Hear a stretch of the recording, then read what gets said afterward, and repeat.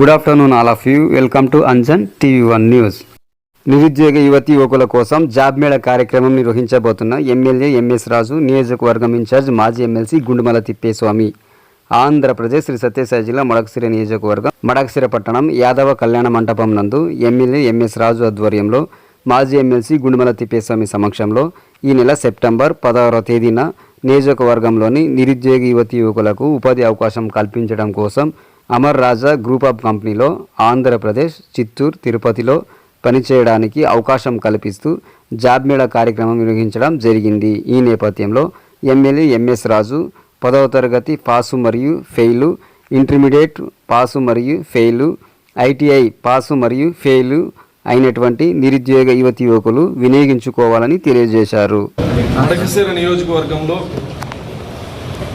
యువతి యువకులు 10వ తరగతి వరకు చదివిన వాళ్ళు పాస్ అయినా ఫెయిల్ అయినా, అది ఇంటర్ పాస్ అయినా ఫెయిల్ అయినా అంతవరకు చదివి నిరుద్యోగంతో ఉన్నటువంటి యువతి యువకులకి 16వ తారీఖు యాదవ కళ్యాణ మండపంలో జాబ్ మేళాని నిర్వహిస్తున్నాం. అమర్ రాజా గ్రూప్ ఆఫ్ కంపెనీస్కి సంబంధించి ఆ కంపెనీ యాజమాన్యం, HR, మేనేజర్లు అందరూ ఆ రోజు వస్తారు. 10th, ఇంటరు, IT, డిప్లొమా ఎవరున్నా కూడా చదివిన వాళ్ళు అక్కడికి హాజరు కావాలని,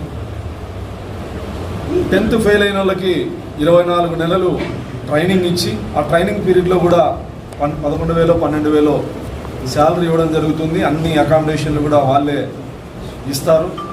తర్వాత పర్మనెంట్ జాబులు, ట్రైనింగ్ అయిపోయిన తర్వాత పర్మనెంట్ జాబులు దాదాపు 24,000 25,000 శాలరీతో పర్మనెంట్ జాబులు కూడా ఉంటాయి.